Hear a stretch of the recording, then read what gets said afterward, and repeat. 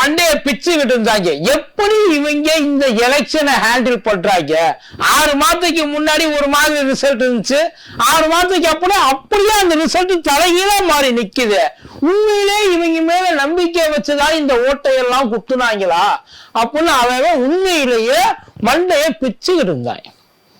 இன்னைக்கு மேற்கு வங்கத்துல அந்த அம்மா எடுத்து போட்டு அடிச்சிருக்கு. இவங்க லட்சணம் இவ்வளவுதாயா? இதுதான் இவங்க இத்தனை நாளா பண்ணிட்டு இருந்தது. எலெக்ஷன் இது வரைக்கும் கள்ள ஓட்டு இறக்குறதால பார்த்திருப்பீங்க. கள்ள ஓட்டர்ஸ் இறக்குறது எங்கேயாவது நீங்க பார்த்திருக்கீங்க? அவங்க மெத்தட வேறப்பா. டோட்டலா நம்ம நினைக்க முடியாத அளவுக்கு என்னென்னலாம் தில்லுமுள்ளு பண்ணலான்னு அவங்க கிரகம் தாண்டி போயிட்டு இருக்காங்க. அவங்க யோசிக்கிற அளவுக்கு உண்மையிலேயே நம்மளால யோசிக்க முடியல எப்படி களவாணித்தனம் பண்ணலான்ட்டு. ஒரே ஒரு ஓட்டர்ஸுக்கு 3 ஸ்டேட்டுக்கு மேல ஓட்டிங் ரைட்ஸ் இருக்காப்ப. ஒரே ஒரு ஓட்டருக்கு இறக்கி இருக்காங்க கொண்டாந்து. புலம்பெயர்ந்த தொழிலாளர்கள் தானே நம்ம பார்த்திருப்போம். புலம்பெயர்ந்த வாக்காளர்களை கொண்டாந்து உட்கார வச்சிருந்திருக்காங்கயா. அது எப்படின்னு மம்தா பானர்ஜி எவிடன்ஸோட எடுத்து எரிஞ்சிருக்காங்க. இதுக்கு பதில் சொல்லுங்கடா.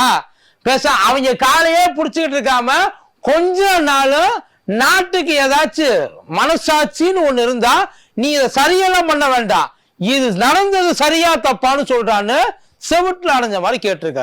பாத்துருவோமா?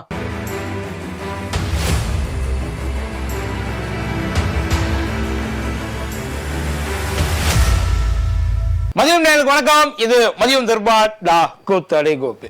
இப்ப இந்த மம்தா பானர்ஜி அம்மா கேட்ட கேள்விக்கு அப்புறம் அத்தனை பேரும் ஒட்டுக்கா ஒரு கேள்வி கேட்கிறாங்க எலெக்ஷன் கமிஷனை பார்த்து. இது உண்மையிலேயே இந்தியாவோட எலெக்ஷன் கமிஷனா இல்ல ஐயா மோடியோட எடுபடி கமிஷனா? அவங்க கேட்கிறாங்க. சரி, ஏன்னா அந்த அம்மாவோட அக்யூசேஷன் அந்த மாதிரி அந்த அளவுக்கு குற்றச்சாட்டை குமிச்சு வச்சிருக்கு. இதுக்கு அந்த அம்மா எதையுமே கேட்கல. சரி தப்பு ரெண்டுல ஏதாச்சும் ஒரு வார்த்தையை மட்டும் சொல்றான்னு இருக்கு. அதுக்கு ஒரே ஆன்சர் தானே வரணும் அங்கேருந்து. ஏன்னா எலெக்ஷன் கமிஷன்றது ஒன்று தானே. ஸ்டேட்ல இருந்து ஒரு மாதிரி சொல்றாங்களா, சென்ட்ரல்ல இருந்து ஒரு மாதிரி சொல்றாங்களா? ஸ்டேட் என்ன சொல்லுது? இல்ல இல்ல இந்த அம்மா வச்சிருக்க அந்த குற்றச்சாட்டுன்றது பொய்யான குற்றச்சாட்டு, அப்படி நடக்கிறதுக்கு வாய்ப்பே கிடையாது. இது வரும் அரசியல் காரணத்துக்காக அந்த அம்மா பேசுது. அந்த அம்மாவுக்கு பயம் வந்துருச்சு, எங்க பாசக மேற்கு வங்கத்துல ஜெயிச்சிருமோன்ட்டு. அதனால அந்த அம்மா அது இது பித்தம் தலைக்கு ஏறி உளருதுப்பா அப்படின்ற மாதிரி ஸ்டேட்ல இருந்து சொல்றாங்க. சென்ட்ரல்ல அந்த உச்சபட்ச அதிகாரி இருப்பார்ல எலெக்ஷனுக்காக, அவர் என்ன சொல்றாரு? இவ்வளவுதானா? இதுக்குதான் இந்த கத்துக்கிட்டு இருந்தீங்களா? ஆனா அப்படியெல்லாம் நடக்கும் ஐயா. நீங்க சொல்ற அந்த ஆதாரன்றது அது ஆதாரம் கிடையாது, ரியாலிட்டி. பிராக்டிக்கலா இந்த மாதிரி ஒரே ஆட்கள் பல இடங்கள் இருக்கிறதுக்கான வாய்ப்புகள் இருக்கு. இப்ப அந்த அம்மா குழம்பிருச்சு. ஒண்ணு நீ சொல்றதை நான் நம்புறேன், இல்லாட்டி இவன் சொல்றதை நம்புறேன், எவன் சொல்றதை நான் நம்புறது. இப்ப எல்லாருக்குமே அதே கேள்விதான். இந்த ஓட்டர்ஸ் ஐடியில எபிக் நம்பர்னு ஒண்ணு இருக்கு. அதாவது நமக்கான பார்கோடு மாதிரி. இப்போ ஒவ்வொரு ப்ராடக்ட்டுக்கும் ஒவ்வொரு பார்கோடு இருக்கு இல்லையா? அந்த பார்கோடு அடிச்சோம்னா அந்த ப்ராடக்ட் தான் வரும். அதே மாதிரி ஒவ்வொரு அந்த ஓட்டர் ஐடியிலையும் ஒரு யூனிக் நம்பர் ஒன்று உண்டு. அதை ஏன் யூனிக் நம்பர்னு சொல்றேன்னா, இதை சொன்னது எலெக்ஷன் கமிஷன்.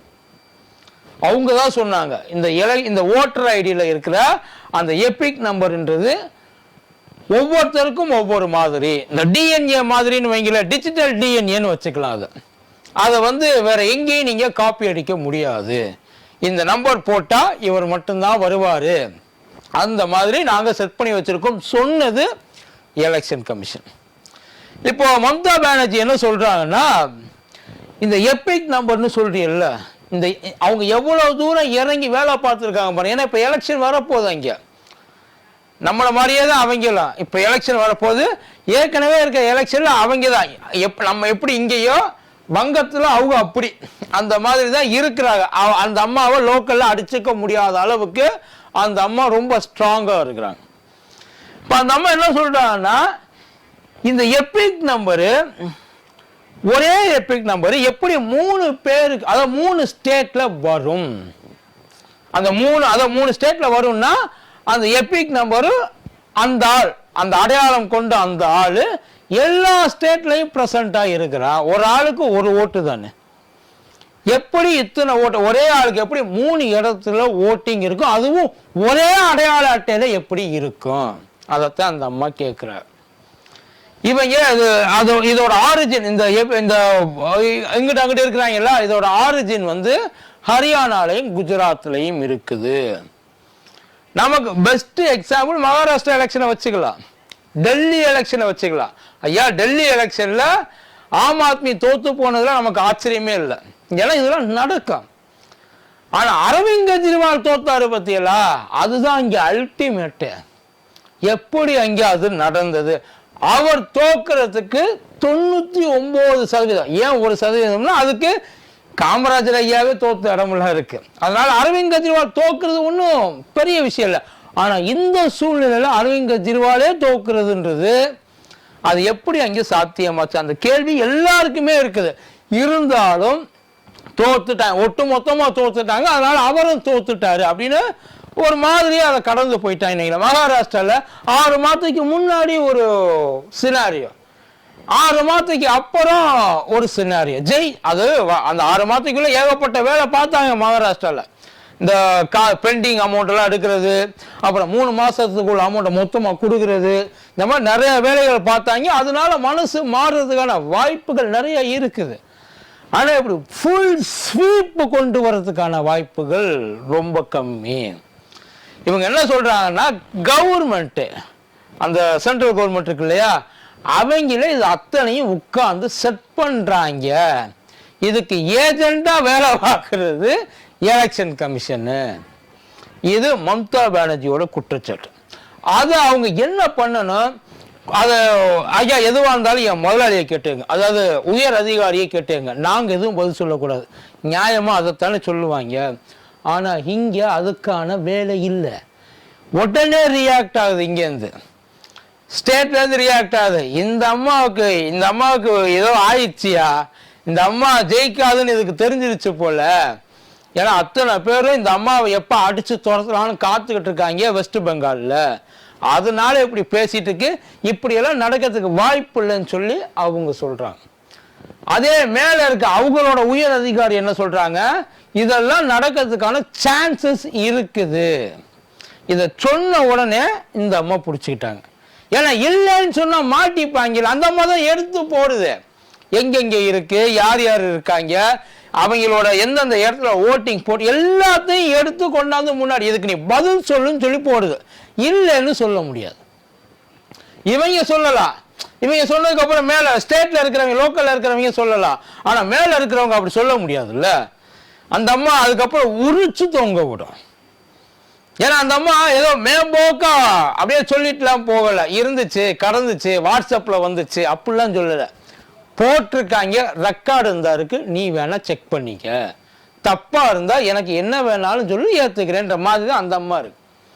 அது அவங்க சொன்ன உடனே அந்த அம்மா நறுக்குன்னு பிடிச்சிருச்சு. அப்ப நீ ஒத்துக்கிற, அதான் உள்ளுக்குள்ள ஆளுக ஒரே நம்பர்ல உலாவிட்டு இருக்காங்க ஒவ்வொரு ஸ்டேட்டுன்றதை நீ ஒத்துக்கிற இல்லையா? அந்த அம்மா கேட்கறது நியாயம் தானப்பா, கண்டிப்பா அதான அர்த்தம். அப்ப ஆமா நான் அக்செப்ட் பண்ணிக்கிறேன் இருக்கிறாங்க. அதுக்கு என்ன சொல்றாங்கன்னா, ஸ்டேட்ல இருக்காங்கல்ல அவங்களோட ரெஸ்பான்சிபிலிட்டி இது, மேல இருக்கிறவங்க சென்ட்ரல் இருக்கிறவங்க சொல்ற பதில் இது. ஏன்னா அவங்க தான் வந்து இங்கிட்ட அங்கிட்டும் கொடுப்பாங்க, அவங்களுக்கு எங்களுக்கும் எந்த கொலாபரேஷனும் இல்லை. அப்ப ஸ்டேட்ல வந்து தனியா செயல்படுது எலெக்ஷன் கமிஷனு, சென்ட்ரல்ல தனியா செயல்படுதுன்றீங்களா? ஏன் இங்க கவர்மெண்ட்டையே தனியா செயல்பட விட மாட்டாங்கப்பா, நீங்க எப்படி செயல்பட விட்டீங்கன்னு கேள்வி, அடுத்த கேள்வி வருமா வராதா? அவங்களுக்குள்ள அதான் இது வந்து ஒரு சொல்லுவாங்களா, சென்ட்ரலைஸ்டு ப்ராசஸ் வாங்க இல்லைங்களா. இந்தியா முழுக்க எலெக்ஷன் ப்ராசஸ் அப்படின்றது சென்ட்ரலைஸ்டு ப்ராசஸ். இப்போ என் ஊர்ல ஒரு எலெக்ஷன் நடக்குதுன்னா அது ஸ்டேட்ல உள்ள எலெக்ஷன், அந்த எலெக்ஷன் அந்த கமிட்டி இருப்பாங்கல்ல, அந்த மெம்பர்ஸ் இருப்பாங்கல்ல, அவங்க அப்படியே வந்து அவங்க இஷ்டத்துக்கு நடத்திட்டு போக மாட்டாங்க. இன்னும் சொல்ல போனா கவர்மெண்ட்டே அதில் தலையிடாது. சென்ட்ரல்லேருந்து வந்து அங்கேருந்து இன்ஸ்ட்ரக்ஷன் வந்து அவங்க தான் இது அத்தனையும் பண்ணி கொடுப்பாங்க. இப்போ ஸ்டேட்ல ஒரு எலெக்ஷன் நடக்க போகுதுன்னா அதை டிசைட் பண்றது, அதை அறிவிக்கிறது ஸ்டேட்ல உள்ள எலெக்ஷன் பீப்புளா, சென்ட்ரல்ல உள்ள எலெக்ஷன் கமிஷன் பீப்புளா? சொல்லி பாரு, யோசிச்சு பாருங்க. ஆனா இங்க என்ன சொல்லிட்டாங்க, இவங்களுக்கும் அவங்களுக்குமே ஏகப்பட்ட வித்தியாசம் இருக்கு, இந்த ப்ராசஸ் எங்களுக்கு தெரியவே தெரியாதுன்னு சொல்லி மேல அதுக்கும் எங்களுக்கும் எந்த சம்மந்தம். அப்படியே இருந்தாலும் அது சொல்ற மாதிரி ஏதோ ஒரு மிஸ்டேக் வந்துருச்சுன்னு வைங்களேன். இந்த குளோனிங் நடக்கிறதெல்லாம் எங்க நடக்கும், ஏதாச்சும் 1-2 தப்பி தவறி, ரொம்ப ரேரு. ஐயா, ஒரு காருக்கு இன்னொரு காருக்கும் இடையில ஒரு எவ்வளவு வெஹிக்கிள் இருக்கு இந்தியாவில், அதுக்கெல்லாம் தனித்தனியா ஒவ்வொரு ஐடென்டிஃபை நம்பர் வச்சிருக்காங்க. ஒரே ஒரு இது வந்து பர்மனன்ட் நம்பரு, ஒரு மனுஷனுக்கு பர்மனன்ட் நம்பர் இது ஓட்டர் ஐடியில் இருக்குது. இது எப்படி 1-2 மாறலாம், ஒட்டு மொத்தமா ஊராவா மாறும், ஒரு ஊரே மாதிரி கிடக்குது. இவ்வளவு திடீர்னு ஏற்கனவே இந்த மகாராஷ்டிரா எலெக்ஷன்ல சொல்லியிருக்காங்க, இவ்வளவு ஓட்டர்ஸ் எங்கேருந்துப்பா வந்தாங்க, அந்த ஓட்டு போட்ட சதவீதமும் அவங்க கொடுத்த கணக்கும் எங்கேயுமே இது வரைக்கும் மேட்ச் ஆகவே இல்லையே. இப்பதான் கொஞ்சம் கொஞ்சமா வருது. ஐயா, ராகுல் காந்தியும் அதை கேட்கிறாப்புல, இப்ப எங்கே இருந்து நீ இவ்வளவு ஆளுகளை கூட்டிட்டு வந்த, அதுக்கு விளக்கம் சொல்லணும்னா கடைசி வரைக்கும் அதுக்கு விளக்கம் சொல்லாமலே இது போயிட்டாங்க. இருந்தா நம்ம வாயை கலர் வாங்கி கிண்டு வாங்கின்னு சொல்லி வேற எங்கெங்கேயோ நம்மளை டைவர்ட் பண்ணி தூக்கிட்டு போயிட்டாங்கன்னு வைங்கள. இப்ப மறுபடியும் அந்த அம்மா பிடிச்சிருக்கு. இப்ப அந்த அம்மாவுக்கு இந்த எலெக்ஷன் கமிஷன் மேல நம்பிக்கை இல்லை, உண்மை அதுதான். கவர்மெண்ட் மேலேயும் நம்பிக்கை இல்லை, எலெக்ஷனை பொறுத்த வரைக்கும் நம்பிக்கை இல்லைன்னு வைங்கள. ஏதோ ஒரு தில்லு முள்ளி இவங்க பண்றாங்கன்றது மட்டும் தெரிஞ்சு போச்சு. இப்ப அந்த அம்மா என்ன பண்ணுது, அவங்க ஆளுகளை இறங்கு அவங்கள பிடிக்க ஆரம்பிச்சிச்சு. இத்தனை நாளா படுத்து தூங்குனது போதும், எந்திரி ஒவ்வொரு ஏரியாவையும் ஃபுல் ஸ்வீப் படி, எவ்வளவு பேர் ஓட்டர்ஸ் இருந்திருக்காங்க, இப்ப எவ்வளவு பேர் இருக்கிறாங்க, இந்த ஓட்டர்ஸ் இது வரைக்கும் எங்கேருந்து வந்திருக்காங்க, அவன் எவ்வளவு நாள் அங்கே இருக்கிறான், அவனுக்கு எப்படி திடீர்னு ஓட்டர் ஐடி வந்துச்சு, இது எல்லாத்தையும் கலெக்ட் பண்ணுங்க. அதான் அந்த அம்மா ஒரு ஃபுல் அட்மினிஸ்ட்ரேஷன் வாருக்கு தயாராயிடுச்சு. நிர்வாக ரீதியான தாக்குதலுக்கு அந்த அம்மா ரெடி ஆச்சு. ஏற்கனவே எலெக்ஷன் கமிஷன் மேல நம்பிக்கை அப்படின்றது கொஞ்சம் கூட யாருக்கு இல்ல, ஒரு டவுட்டாவே தான் இருக்கிறாங்க. ஒரு முழு நம்பிக்கையோட இல்லப்பா இவங்க இப்படி பண்ண மாட்டாங்க, இவங்க செய்யறதெல்லாம் நல்லா தான் இருக்கும், இவங்க அந்த மாதிரி ஃப்ராட் எல்லாம் பண்ண மாட்டாங்க அப்படின்னு ஒருத்தருக்கு கூட நம்பிக்கை இல்லை. இப்ப அவங்க இதை எடுத்து போட்டு இந்த ப்ராசஸ் அவங்களே பண்ண ஆரம்பிச்சிட்டாங்க. ஒருவேளை இந்த மாதிரி ஏதாச்சும் அவங்க எதுக்காக இப்ப ஆரம்பிக்கிறாங்கன்னா, நீ எங்க வேணாலும் இந்த வேலையை வச்சுக்க, என்கிட்ட வந்து இந்த வேலையை நீ வச்சுக்காத அப்படின்றத சொல்றதுக்காக, உள்ள இறக்குன நான் இறக்கிடுவேன் அப்படின்னு மிரட்டுறதுக்காக. மற்றபடி எப்படி இதை வந்து வெளியில கொண்டு வர மாட்டோம், அதுதான் நம்ம முன்கூட்டியே 1 வருஷத்துக்கு முன்னாடியே சொல்லிடுச்சு. ஏன்னா இது வந்து திடீர்னு ஓவர் நைட்ல பண்ற ப்ராசஸ் கிடையாது. கொஞ்சம் கொஞ்சமா தான் ஸ்டாக்கை இறக்குவாங்கன்னு வைங்கள. அப்படி எதையும் எந்த வேலையும் நீ ஆரம்பிக்காத, நினைச்சினாலும் அழிச்சிடு, அந்த எண்ணத்தை அப்படியே அழிச்சிடுன்றதுக்காகத்தான்.